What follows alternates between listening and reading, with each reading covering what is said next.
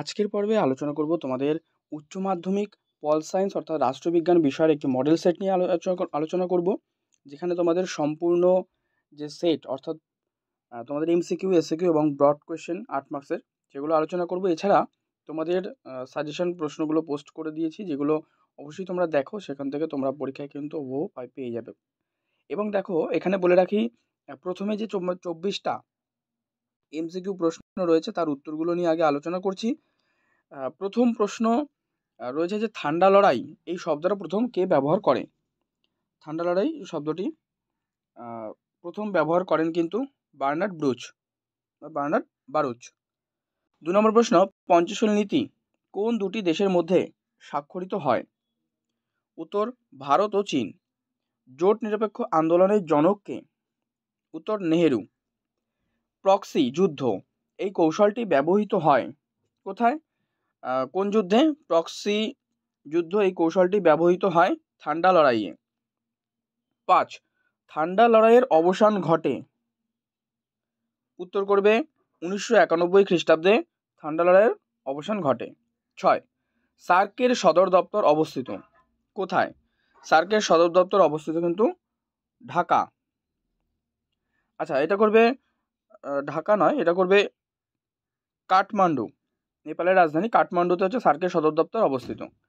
7 নম্বর, সাধারণ সভাকে বিশ্ব নাগরিক সভা বলে অভিহিত করেন? উত্তর, গেটেল। পরবর্তী 8 নম্বর, জাতিপুঞ্জের প্রথম মহাসচিব কে ছিলেন? এটা করো ট্রিগভি লি। জাতিপুঞ্জের সনদে মোট ধারা রয়েছে কতগুলো? ধারা রয়েছে জাতিপুঞ্জের সনদে 111টি। আন্তর্জাতিক বিচারালয়ের বিচারপতিদের কার্যকালের মেয়াদ হলো? উত্তর, 9 বছর। ক্ষমতা স্বতন্ত্রীকরণ নীতির প্রবক্তা কে? ক্ষমতা স্বতন্ত্রীকরণ নীতির প্রবক্তা হলেন মন্তেস্কু।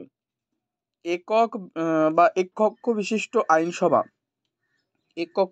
আইনসভা এটা দেখা যায় হলো চীনে। নেক্সট, বিশ্বের সর্বাপেক্ষা শক্তিশালী আইনসভার যে দ্বিতীয় কক্ষ, এটা সিনেট, রাজ্যসভা, লর্ডসভা নাকি লোকসভা? তো বিশ্বের সর্বাপেক্ষা শক্তিশালী আইনসভার যে দ্বিতীয় কক্ষ, এটা করো তোমরা সিনেট। একজন নিয়মতান্ত্রিক শাসক হলেন? নিয়মতান্ত্রিক শাসক ভারতীয় রাষ্ট্রপতি। আর ভারতের সুপ্রিম কোর্টের বিচারপতিদের অবসর গ্রহণের বয়স কত? এটা করবে 65 বছর। নেক্সট, ক্রেতা সুরক্ষা আদালত তৈরি হয় কত খ্রিস্টাব্দে? এটা তৈরি হয় 1986 খ্রিস্টাব্দে। এই ক্রেতা সুরক্ষা আদালত তৈরি হয়। ভারতীয় রাষ্ট্রপতি আইনসভায় মোট কতজন সদস্য মনোনীত করতে পারেন? উত্তর করে 14 জন। নেক্সট, স্বেচ্ছাধীন ক্ষমতা ভোগ করেন কে? এটি করবে রাজ্যপাল, তিনি স্বেচ্ছাধীন ক্ষমতা ভোগ করেন। 19, পার্লামেন্টের উভয় কক্ষের যৌথ অধিবেশনে সভাপতিত্ব করেন? এটি হবে স্পিকার। দ্বিকক্ষ বিশিষ্ট আইনসভা রয়েছে কোথায়? দ্বিকক্ষ বিশিষ্ট আইনসভা রয়েছে, এটা করো বিহারে, দ্বিকক্ষ বিশিষ্ট আইনসভা। কলকাতা কর্পোরেশনের ওয়ার্ড সংখ্যা কত? কলকাতা কর্পোরেশনের ওয়ার্ড সংখ্যা 144টি।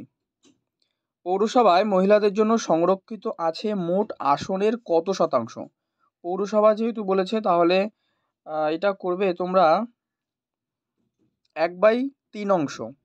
ঠিক আছে, পৌরসভায় মহিলাদের জন্য সংরক্ষিত আছে। নেক্সট, 23 নম্বর, গ্রাম পঞ্চায়েত সদস্যরা তাদের পদত্যাগপত্র জমা করেন কার কাছে? পদত্যাগপত্র জমা করেন, এটা করো ব্লক উন্নয়ন আধিকারিক, তার কাছে কিন্তু গ্রাম পঞ্চায়েতের যারা সদস্য রয়েছে তারা তাদের যদি পদত্যাগ করার ইচ্ছা হয় তাহলে তাদের কাছে কিন্তু জমা দেবে, যে ব্লক উন্নয়ন আধিকারিকের কাছে। নেক্সট, জেলা পরিষদের প্রশাসনিক প্রধান কে? উত্তর করো সভাধিপতি, জেলা পরিষদের প্রশাসনিক প্রধান।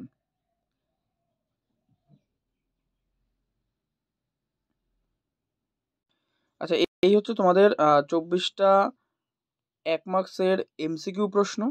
এর পরবর্তীতে রয়েছে 1 মার্কসের 16টা এমসিকিউ প্রশ্ন, যেগুলো তোমাদের 20টা শব্দের মধ্যে কম বেশি লিখতে হবে। যেমন দাতাত বলতে কি বোঝো, নাম এম এই কথার অর্থ কি, তৃতীয় বিশ্ব বলতে কি বোঝো, সার্কের যে নবীনতম সদস্য রাষ্ট্র, এটা আমি আগের পর্বেই আলোচনা করে দিয়েছি। 123 123 এই চুক্তিটি কি, the making of foreign policy গ্রন্থের লেখককে, এই সমস্ত প্রশ্নগুলো রয়েছে, এগুলো জাস্ট দেখে নাও। এগুলো তোমাদের আগেই করানো হয়ে গেছে, তো এগুলো এখন শুধু দেখে নাও তোমরা একবার।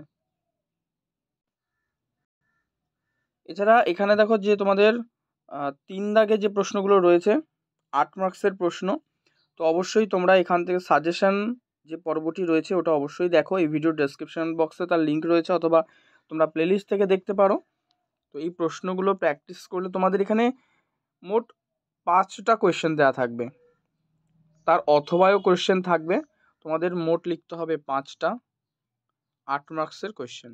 এই হচ্ছে তোমাদের 40 হচ্ছে তোমাদের বড় প্রশ্ন, আর বাকি যে 40 রয়েছে সেগুলো কিন্তু সমস্তটাই এমসিকিউ আর এসিকিউ পার্ট, মানে 24 আর 16। তো এইগুলো তোমরা অবশ্যই প্র্যাকটিস করে নিও, আর এটা কিন্তু একটা নমুনা প্রশ্নপত্র রয়েছে। তো পর্ব ভালো লাগলে অবশ্যই লাইক করে দিও, শেয়ার করে দিও, আর চ্যানেলে নতুন হলে অবশ্যই চ্যানেলটি সাবস্ক্রাইব করে পাশের বেল বাটনটি অল করে রেখো।